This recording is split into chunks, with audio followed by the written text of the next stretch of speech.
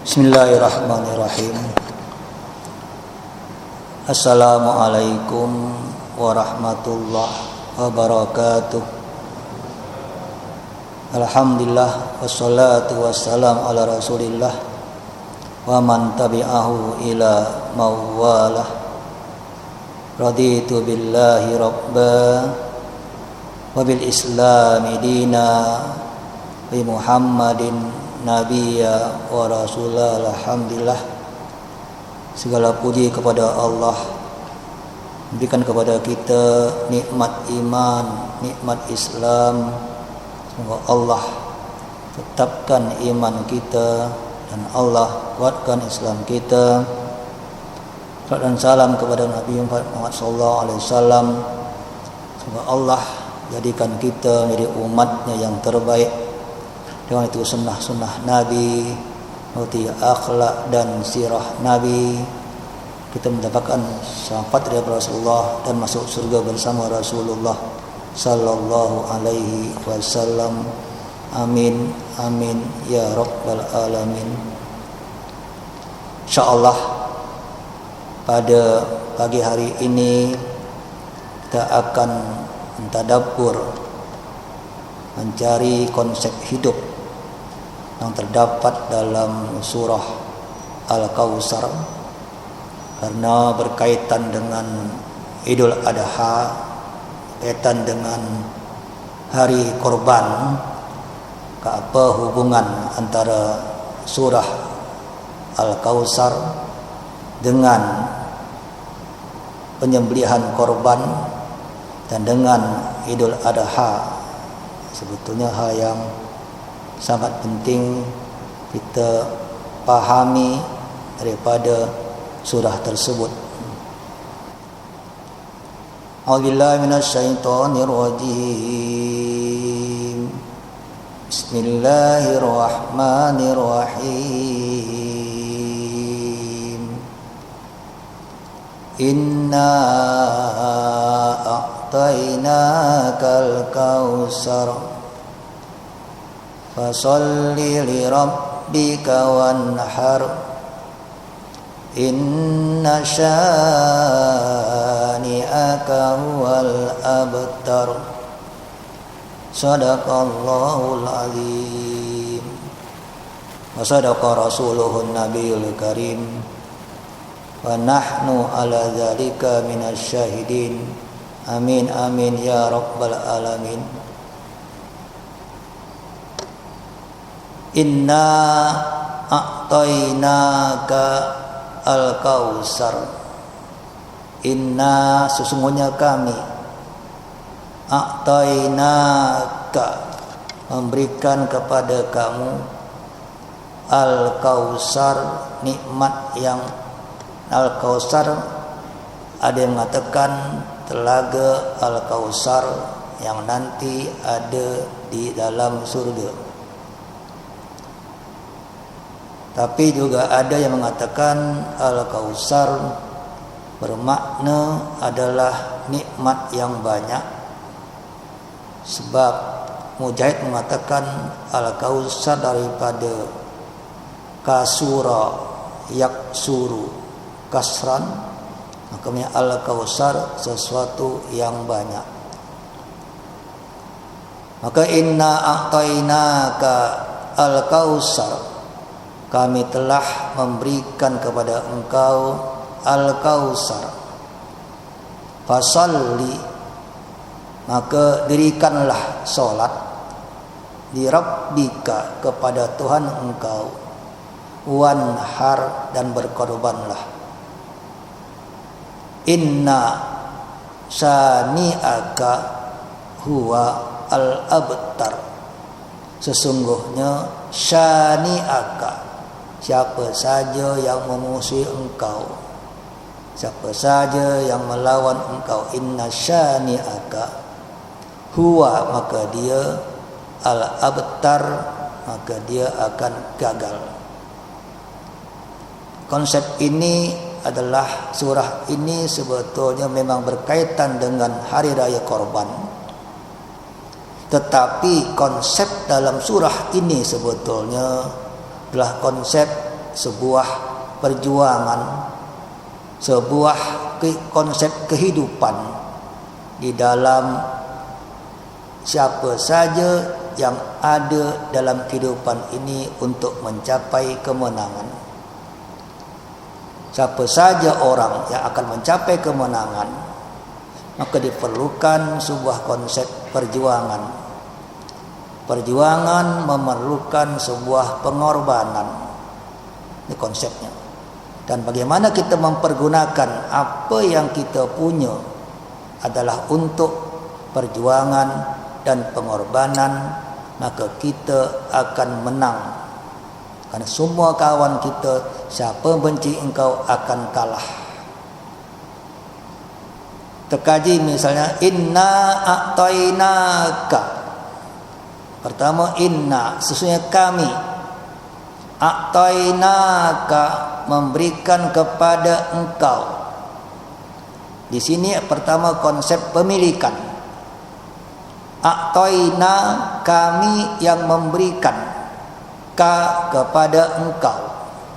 Jadi apa saja yang kita miliki hari ini, baik harta, baik pangkat, baik kedudukan, baik pikiran, baik badan, inna a'taina ka, kamilah yang memberikan itu semuanya kepada engkau. Konsep pemilikan.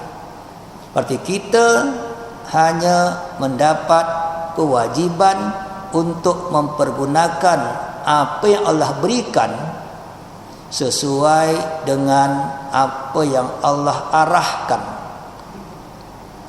Jadi inna, jadi apa yang kita punya memang kita yang dapat. Tapi jangan sampai kita merasakan apa yang kita dapat itu milik kita sepenuhnya. Karena itu milik Allah. Inna, kami, sesungguhnya kami ya hai manusia, a'taina, kami yang memberikan kepada engkau. Kami memberikan. Apapun yang kau dapatkan, yang sebanyak-banyaknya, Al-Kausar, harta yang banyak, kedudukan yang hebat, ilmu yang banyak, tenaga yang kuat, pikiran yang cemerlang, nahnu, kami, inna a'tainakal kausar. Maka kenapa Mujahid, seorang tabi'in, mengatakan bahwa al-kausar makna al-khair al-kasir.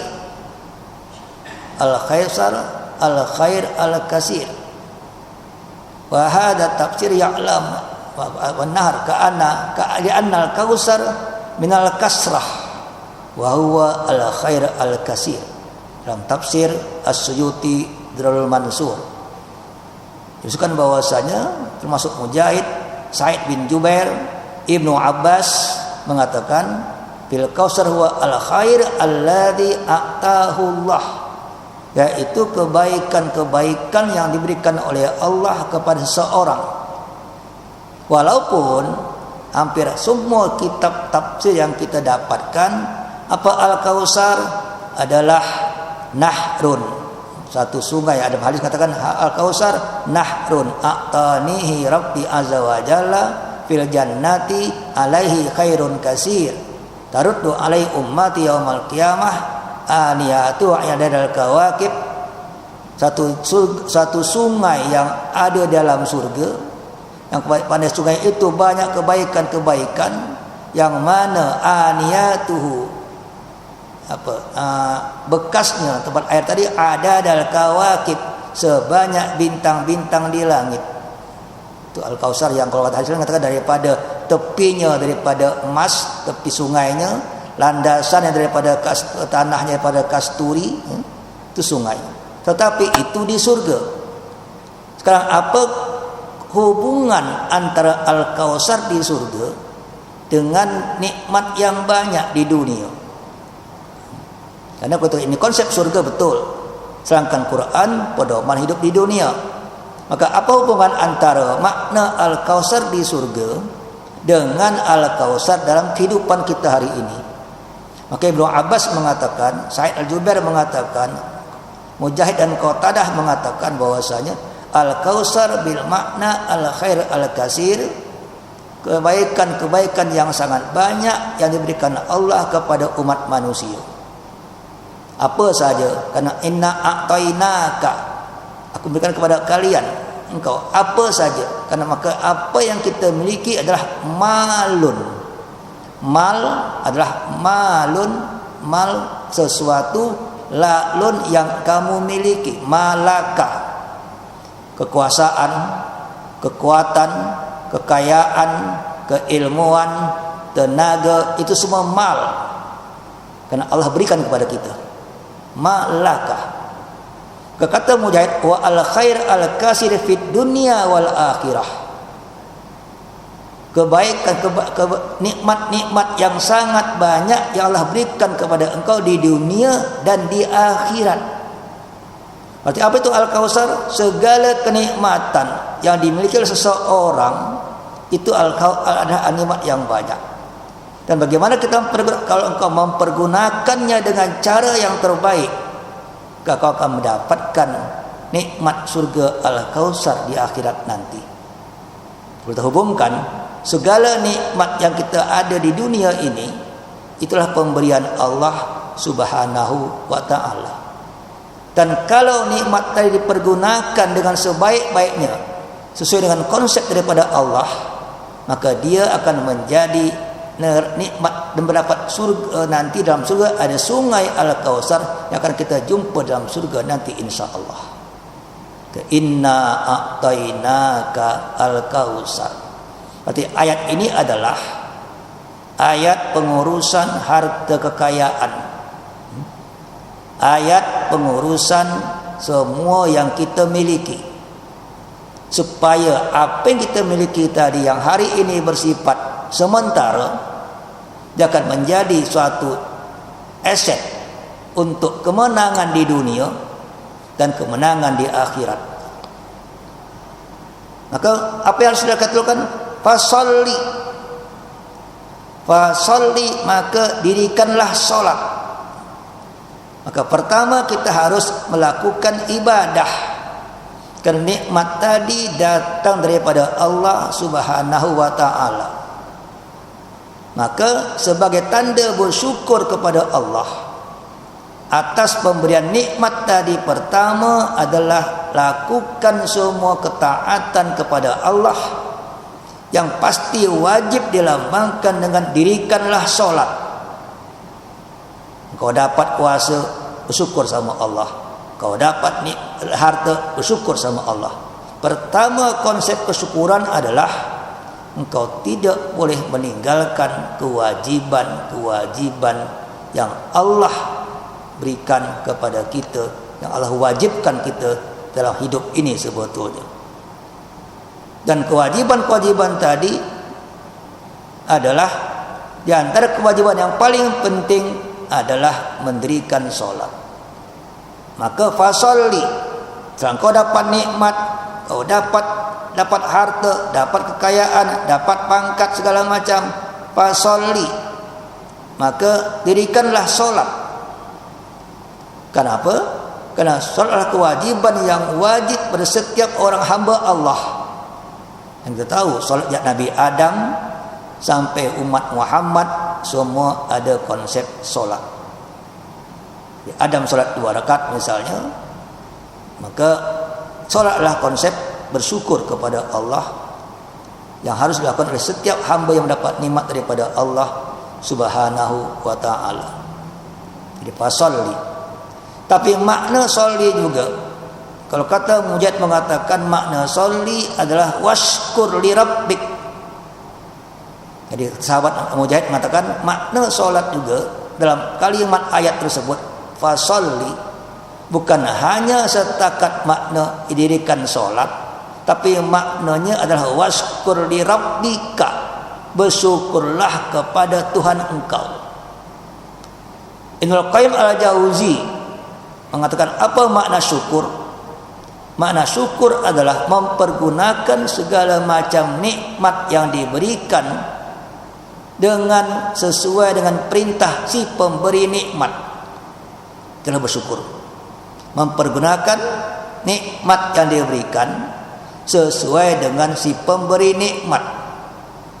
Mempergunakan kuasa untuk menolong rakyat, menolong orang lain, tanpa untuk membantu suatu yang lain, menjadikan keadilan di masyarakat, itu berarti bersyukur dengan kuasa. Mempergunakan harta untuk menolong orang lain, untuk kita pakai dengan sebaik-baiknya, itu bersyukur dengan harta. Mengajar orang lain, maka itu bersyukur dengan adanya ilmu, itu bersyukur dengan ilmu. Kita dapat menolong orang lain yang tak punya tenaga, orang lain kita punya tenaga, bersyukur dengan tenaga yang Allah berikan kepada kita.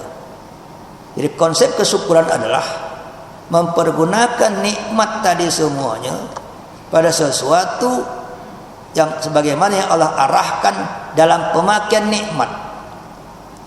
Pemakaian nikmat itu dalam konsep Islam, pertama, syukur nikmat, mempergunakan nikmat dengan keperluan. Apa yang kita perlukan dalam hidup, kita pergunakan setakat keperluan. Harta untuk keperluan hidup. Kemudian, tapi di sana ada lagi kewajiban harta. Harta ada wajib zakat. Sana ada lagi setelah zakat kewajiban menolong orang lain yang kau tengok susah. Orang-orang yang susah. Kenapa? Karena ada hadis mengatakan ma'azumat, kalau banyaklah nikmat Allah berikan kepada seorang hamba, maka banyaklah kewajiban dia untuk menolong orang lain. Ma'adumat nikmatullah alal abdi illa kasurat hawaijan nasi ilaihi faman tahawana bihim arada tilkan nikmah lizawal. Barang siapa mendapat nikmat yang banyak daripada Allah kepada seorang hamba, maka banyaklah keperluan manusia yang lain dibebankan kepada dia. Ma'adumat nikmatullah alal abdi illa kasurat hawaijun nasi ilaihi. Pada waktu seorang mendapat nikmat yang banyak, maka pada waktu itu akan banyaklah kewajiban dia untuk menolong orang lain sesuai dengan besarnya nikmat yang diberikan kepada dia. Faman tahawana bihim, barang siapa yang tidak mempedulikan mereka yang perlu diminta tolong, arada tilkan nikmah lizawal, maka perbuatan tersebut akan memudahkan, Allah akan menghilangkan nikmat yang ada pada orang tersebut. Hadis Ibnu Hibban. Bayangkan, jadi pada banyak engkau punya kuasa, banyak engkau tolong orang, banyak punya ilmu, banyak engkau ajar orang, banyak engkau punya harta, banyak tolong orang. Itulah cara mensyukuri nikmat. Menolong orang ada kewajiban untuk orang lain, ada kewajiban untuk masyarakat lebih banyak, ada kewajiban untuk agama, kewajiban untuk dakwah, kewajiban untuk perjuangan umat Islam. Itu semua kewajiban. Tak berhenti kewajiban. Malah kalau individu, kita dapat pahala individu. Kita sedekah, dapat pahala sedekah. Kalau kita lebih tinggi memberikan sesuatu untuk wakaf, untuk perjuangan umat, untuk agama, akan menjadi amal jariah. Daripada pemilikan tadi, dia menjadi amal jariah. Dengan ilmu yang banyak, amal jariah ilmu, membuat inovasi. Seorang yang punya kepakaran membuat inovasi amal jariah dengan ilmunya. Contoh Al-Khawarizmi, seorang ulama Islam yang menciptakan angka 1, 2, 3, 4, 5, 6, 7, 8, 9, 10. Karena waktu Romawi zaman itu tak ada angka macam itu. Itu pakai Roman angka Roman macam ini, itu satu berdiri makan garis, tak ada angka 1, 2 macam hari ini. Itu semua Al-Khawarizmi yang menjadikan, sehingga dia penemu angka sifar. Dulu tak ada sifar. Al-Khawarizmi, bayangkan, selama ada orang memakai angka sifar, selama orang memakai tulisan yang direka dengan 1, 2, 3, 4 hari ini, selama itu dia mendapat pahala amal jariah keilmuan. Imam Ghazali mengarang kitab Ya Ulumuddin, selama orang membaca kitab dia dapat pahala amal jariah. Ini konsepnya. Itu amal jariah dengan ilmu, amal jariah dengan teknologi.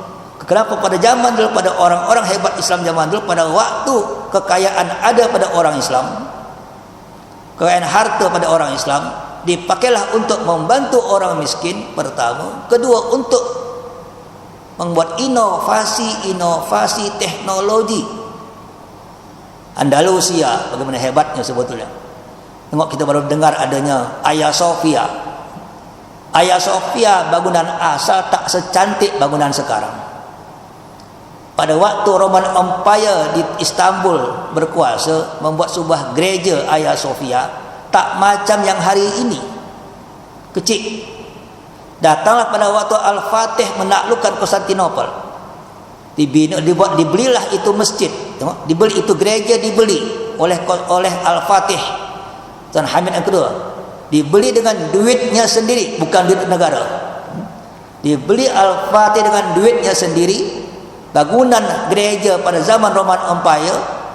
Kemudian diwakafkannya itu masjid yang dia beli tadi, diwakafkan untuk umat Islam. Kemudian dibinalah itu gereja yang asal tak secantik sekarang, dengan ada menara 4 menara macam itu, dilengkapi segala macam komplek fasiliti, ada madrasah segala macam. Itu komplek Hagia Sophia oleh Sinan, itu arkitek paling hebat dalam waktu zaman Turki. Sinan itu arkitek buat menara, buat semua itu Sinan namanya. Sehingga hari ini menjadi sebuah bangunan paling hebat di dunia. Itu wakaf umat Islam. Jadi kalau sekarang orang kata kenapa dirubah gereja, bukan dirubah, memang asal gereja sudah dibeli. Masalahnya sudah dibeli, terpulang kepada si pembeli, tak buat apa. Tapi dia tidak rusakkan bangunan tadi. Gereja dibeli jadi masjid, sampai sekarang masih ada cross di dinding, tak dirubah sama sekali.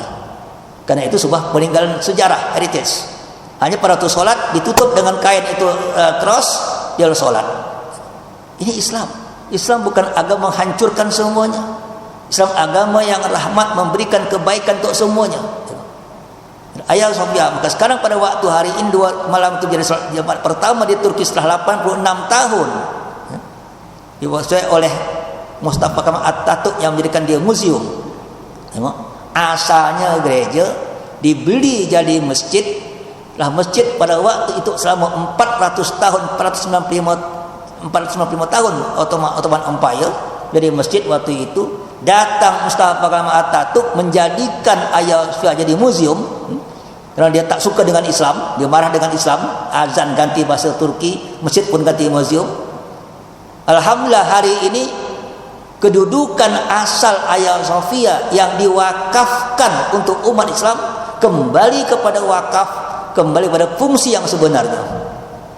Sehingga amal jariah Al-Fatih, amal jariah Al-Fatih masih ada sampai hari ini karena dipakai dengan kebaikan. Walaupun pada waktu dia jadi museum, apakah dia menjadi kebaikan? Kebaikan sebagai museum. Dan sekarang kebaikan menjadi masjid. Kenapa? Mensyukuri nikmat kekuasaan yang dia dapatkan waktu dia membuka kota Konstantinopel sebetulnya. Sehingga menjadi menjadi heritage sejarah terhadap kehidupan ini sebetulnya. Maka itulah bagaimana kita. Maka fasalli, bersyukurlah dengan nikmat yang aku berikan kepada engkau. Bagaimana cara bersyukur? Mempergunakan nikmat sesuai dengan keperluan hidup engkau. Pakai. Allah tak kata engkau miskin, tak. Kaya, silakan kaya. Kaya wajib. Mewah yang tak boleh. Kaya tu wajib. Kalau tak kaya tak boleh haji, tak kaya tak boleh zakat, tak kaya tak boleh bantu orang. Kekayaan satu hal yang diperlukan dalam Islam. Tapi jangan sampai kekayaan engkau merusak engkau. Kekayaan dunia harus dapat menjadi kekayaan akhirat. Kekayaan dunia harus dapat menjadi kekayaan akhirat. Kaya dunia, kaya akhirat. Jangan miskin, kalau jangan kaya dunia, miskin akhirat. Kalau tak pun miskin dunia, kaya akhirat. Yang paling teruk udah miskin dunia, lebih miskin akhirat. Kaya dunia, kaya akhirat. Kalau tak miskin dunia, kaya akhirat. Jangan sampai kaya dunia, miskin akhirat. Jangan sampai lagi udah miskin dunia, miskin lagi di akhirat. Ini konsep hidup. Gimana buat kaya dunia, kaya akhirat? Harta engkau pakai setakat engkau perlu. Karena di atas keperluan namanya mubazir. Di atas keperluan namanya bermewah-mewah, musrif, israfa. Itu di atas keperluan. Kalau engkau perlu 10, engkau pakai 20, itu namanya pembaziran. Kalau engkau perlu 10, pakai 10, itu namanya keperluan. Ya. Hari ini kita lebih banyak memakai harta bukan untuk keperluan, memakai harta lebih banyak untuk keinginan. Kalau keinginan akan masuk kepada konsep pembaziran. Kalau keperluan akan menjadi suatu konsep sedekah kepada diri kita, kepada keluarga kita. Itu namanya keperluan. Setelah keperluan kau selesai satu orang, berikan keperluan itu kepada orang lain yang memerlukan. Akan kau boleh tolong satu orang, silahkan. Oh, tambah duit ada 10.000, pemakaian ada boleh 6.000, berarti ada 4.000 yang baki kau pergunakan untuk tolong orang lain. Naik lagi duit ada 20.000, ada 15.000, keperluan 6.000 atau 7.000, berarti boleh tolong 2 orang, 1-2 orang atau 2 orang. Duit nambah lagi 20.000, berarti ada boleh tolong orang 3 orang. Tambah banyak nikmat akan menambah banyaknya engkau tolong orang. Bukan tambah banyak, maka pakai seperlunya, berikan sebanyak-banyaknya. Pakai seperlunya, berikan sebanyak-banyaknya. Bukan pakai sebanyak-banyaknya, berikan bakinya. Ini konsep. Sampai tingkat wanhar, washolli li rabbika wanhar.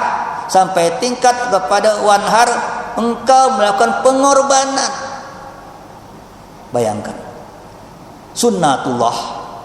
Siapa yang sampai tingkat hartanya, kuasanya, ilmunya untuk pengorbanan agamanya atau apa yang diinginkannya, dia akan menang. Tanpa pengorbanan tak akan ada kemenangan. Bayangkan, tengok zaman dulu bagaimana menang Islam. Pada waktu Islam menang, karena semua sahabat hanya berfikir bagaimana saya mempergunakan apa yang saya miliki untuk pengorbanan. Bayangkan, ini konsep. Abu Bakar As-Siddiq hampir 90% hartanya untuk tolong orang, untuk agama. Umar bin Khattab 50% hartanya untuk agama.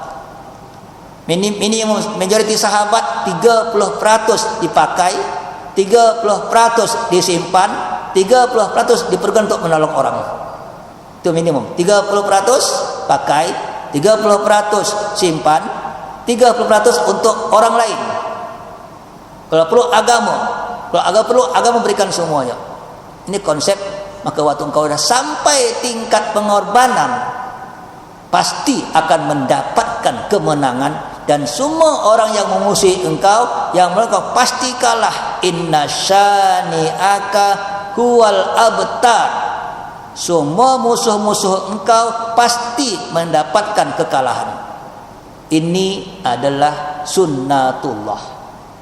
Siapa saja, agama apa saja, kelompok apa saja, masyarakat mana saja yang mempergunakan apa yang dimiliki, potensi dirinya, potensi kuasa, potensi harta, potensi ilmu, udah sampai tingkat pengorbanan, pasti mendapatkan kemenangan.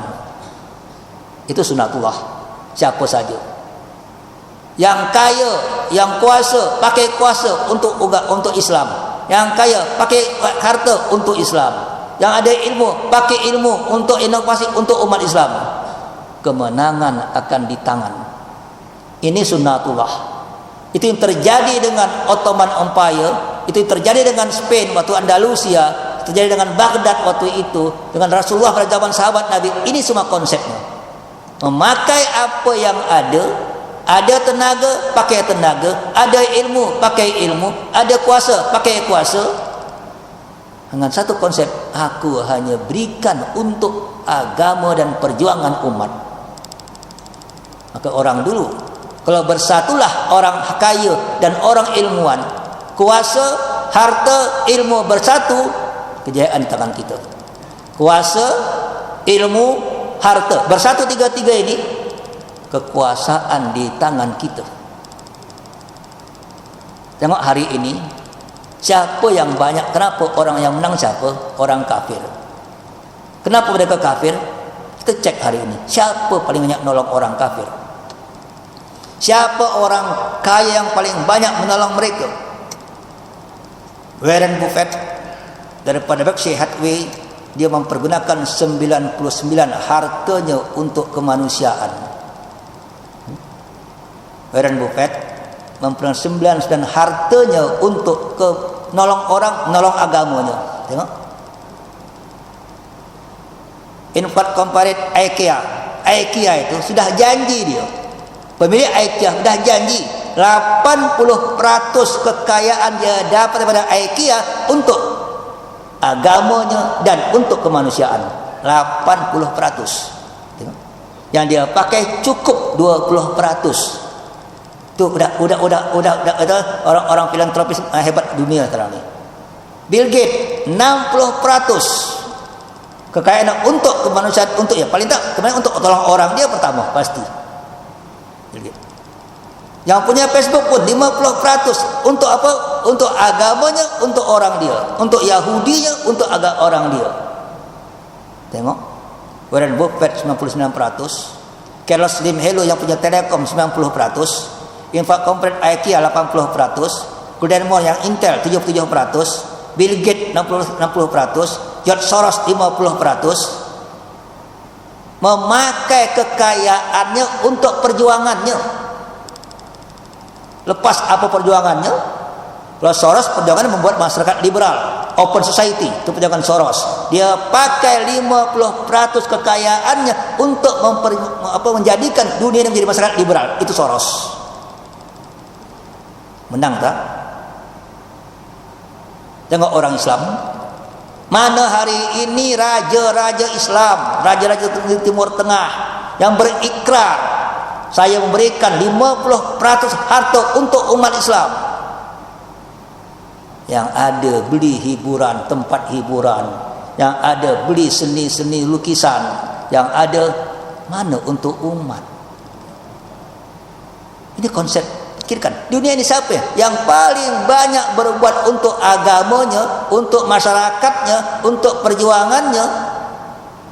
Mereka. Ya, kalau mereka menang, jangan salah sunnatullah. Kalau mereka hari ini menang, jangan salah sunnatullah. Mereka yang wanhar, mereka yang melakukan ayat tadi. Kita hanya berkorban kambing setahun sekali. Mereka konsep ini. Maka adanya korban kambing, korban lembu tiap tahun sebetulnya untuk memberikan jiwa pengorban kepada umat Muhammad sepanjang hayat. Maka umat ini kewajiban. Pengorbanan itu kewajiban. Maka untuk memberikan nilai pengorbanan, untuk mendidik jiwa pengorbanan, ada dalam sekolah korban hari raya Idul Adha. Terus sekolahnya. Itu sekolah untuk mendidik kita terbiasa untuk berkorban. Maka dalam fikih, Abu Bakar As-Siddiq, orang yang paling kaya, orang kaya di zaman Nabi, tidak pernah berkorban untuk hari raya Idul Adha. Abu Bakar As-Siddiq tidak pernah korban untuk hari raya, tapi pengorbanan dia setiap hari. Dia tolong orang. Bayangkan waktu Bilal sedang disiksa, datang Abu Bakar, ditanya sama tuannya, berapa engkau jual ni budak hamba saya ini? Kata tuannya, aku jual engkau 500 dirham. Bayangkan, 500 dirham, setengah kg emas. Waktu itu, padahal harganya hanya 5 dirham waktu itu. Cuma dinaikkan supaya tak beli. Tapi berapa? Aku beli sekarang juga. Ada 9 orang seharga setengah kg emas yang diberikan oleh Abu Bakar, penebusan dirinya menjadi orang Islam. Semua harta untuk umat, semua harta untuk perjuangan, walaupun dia tidak pernah potong korban. Kenapa? Karena dia sudah berkorban setiap saat. Tapi hari ini kadang-kadang umat Islam yang kaya-kaya, yang punya kuasa, korbannya pada waktu hari Idul Adha. Lepas tak korban-korban lagi sampai tahun depan. Sekali setahun dia korban dengan harga RM700. Dah. Habis itu tak pernah peduli sama orang kaya. Tak pernah peduli dengan masjid, dengan madrasah, dengan pondok, dengan agama. Tak peduli sama sekali. Cukup korban aja, cukup dah. Bila engkau akan menang? Bila akan menang? Yang memerlukan dia bukan hanya orang miskin, agama memerlukan engkau semuanya. Maka kenapa mereka menang? Mereka yang berkorban. Bayangkan, ini ayatnya. Kalau engkau, maka inna syani'aka huwal abtar. Siapapun yang akan bersama engkau, akan bertanding dengan engkau, akan bersama, kalau untuk mengalahkan mereka, kalau kau sampai tingkat berkorban, pasti mereka kalah. Mereka ada orang kerja 8 jam, kita kerja 10 jam, pasti yang 8 jam kalah karena 2 jam pengorbanan. Jadi ada tingkat pengorbanan. Tanpa pengorbanan mustahil ada kekalahan.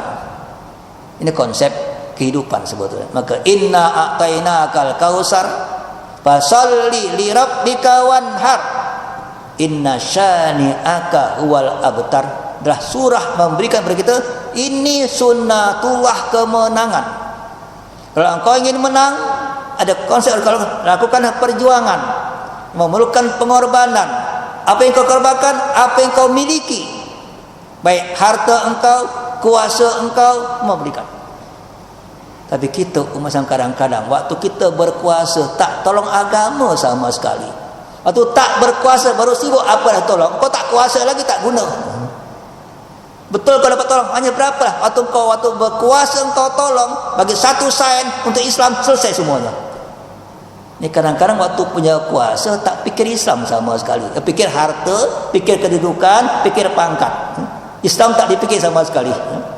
Waktu tak berkuasa baru sibuk fikir Islam. Kekuatannya tak sama. Waktu engkau tolong waktu berkuasa dengan tolong tak berkuasa tak sama.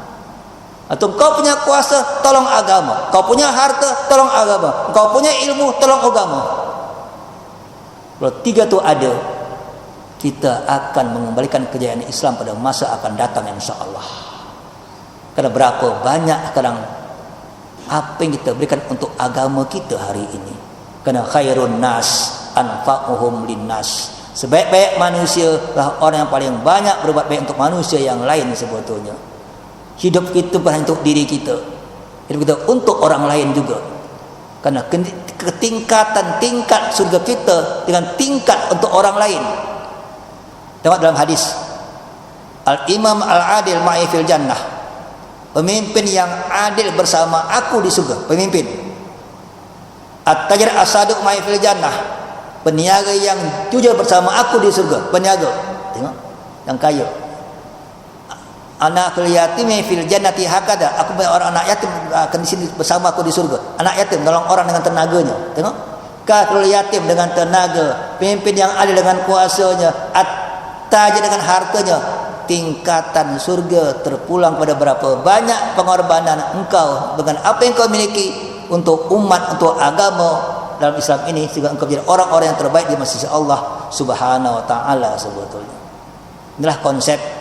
Saya kata bahwasanya sangat penting kita melihat pada konsep ini, karena memang ini kenapa adanya hari raya kurban, karena ini yaumul tadhiyah, engkau supaya tetap akan ada jiwa pengorbanan sepanjang tahun. Jiwa pengorbanan harus menjadi dibentuk engkau.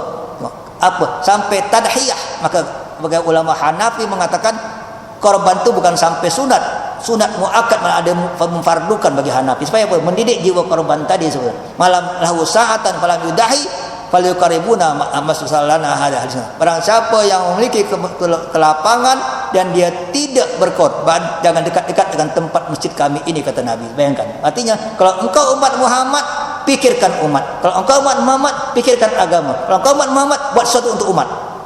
Kalau tak, engkau orang individualis, engkau orang egois, bukan orang umat Muhammad SAW sebetulnya. Karena umat Muhammad berbuat sesuatu untuk agama Muhammad sebetulnya, sesuatu untuk khair, maka dari orang terbaik. Maka inna a'tainakal kausar fasalli li rabbika wanhar inna syani'aka huwal abtar. Inilah ayat yang sangat singkat bagi saya, hanya 3 ayat, tapi kalau orang mengaplikasikan ayat ini, kemenangan di tangannya sebetulnya. Memakai ayat ini, inilah ayat kemenangan, ayat perjuangan, ayat pengorbanan. Kalau engkau belum sampai tingkat berkorban sama sama orang lain, engkau akan kalah. Orang lain kerja 8 jam, kita 8 jam, kalah gitu. Kalau kita 10 jam, dia 8 jam, baru kita boleh menang. Itu konsepnya. Sama. Orang belajar, kita lebih hebat, baru menang. Kalau tak ada kehebatan, tak ada pengorbanan, tak ada perjuangan, ingin menang, mimpi dalam kemenangan. Kemenangan menjadi kenyataan hanya kalau engkau dah sampai tingkat pengorbanan dengan diri engkau, dengan tenaga engkau, dengan ilmu engkau, dengan harta engkau, dengan kuasa engkau sebetulnya. Karena sudahkah kita berkorban? Sudah, alhamdulillah. Sudahkah kita punya jiwa pengorbanan? Kalau sudah berkorban, alhamdulillah. Tapi jadikanlah pengorbanan sebagai korban hari raya Adha, simbol terhadap memiliki jiwa pengorbanan dalam agama, dalam masyarakat, dimanapun kau berada. Karena fi ay alin tata wa anta mas'ulun bi islamiha. Di bumi mana anda berpijak, anda bertanggung jawab terhadap Islam di tempat tersebut. Fi ay alin tata wa anta mas'ulun bi islamiyah. Itu Said Qutb. Di bumi mana anda berpijak, anda bertanggung jawab terhadap perkembangan Islam di tempat tersebut. Bagaimana masjid, bagaimana pondok, bagaimana anak yatim, bagaimana orang susah, kita bertanggung jawab. Karena kita akan Allah tanya, apa yang kau buat dengan harta engkau berikan kepada, apa yang kau buat dengan kuasa aku berikan kepada engkau, apa kau buat dengan ilmu kau berikan kepada engkau. Allah tanya, apa yang kau buat untuk umat Islam, untuk agama, untuk bangsa dan negara, supaya kita menjadi orang-orang yang terbaik di muka bumi ini sebetulnya. Inilah bagi gambaran tentang apa itu konsep hidup daripada surah Al-Kautsar tadi. Konsep hidup, konsep perjuangan, kemenangan hanya dicapai kalau sudah sampai tingkat kita mencapai tingkat pengorbanan. Tanpa pengorbanan tidak akan mungkin ada kemenangan sebetulnya. Aku Wassalamualaikum warahmatullahi wabarakatuh.